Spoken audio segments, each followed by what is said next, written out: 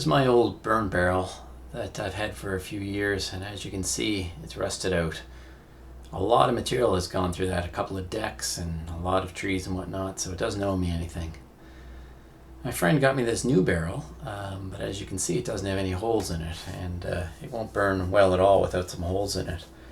I've seen some people really struggling to put holes in their barrel using hole saws and whatnot, so I thought I would do a quick video showing how I do it.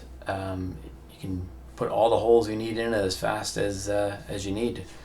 I didn't really time this, but I'm sure it didn't take me much longer than a minute to do all the holes that I would ever need on it. You can see my neighbor up there looking at me and wondering what the heck I'm up to. Anyway, just take a pickaxe and put in as many holes as you want. The sharp end is plenty. Once the fire starts, it just sucks the air through those like a bit of a jet engine, so it works really well. You don't want to swing too hard. As you can see, I'm really not swinging it very hard because you don't want to dent in the side of your barrel. So I'm just basically lifting it up and letting the weight come down on it with a little bit of force, but it's not very much. It's not hard to poke through this.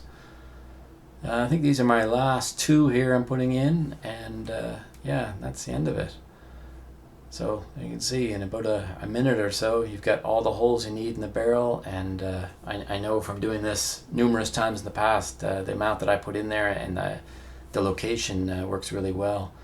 The bottom ones were covered up by ash eventually. You can see how big they are. I mean, they're as big as your pickaxe is. Finger for reference. Yeah, so just once those bottom ones get filled up, you just dump it out and you're good to go. Okay, thanks. Please subscribe. I'll have a new build video coming soon. A nice new bench and some footstools that I'm almost done.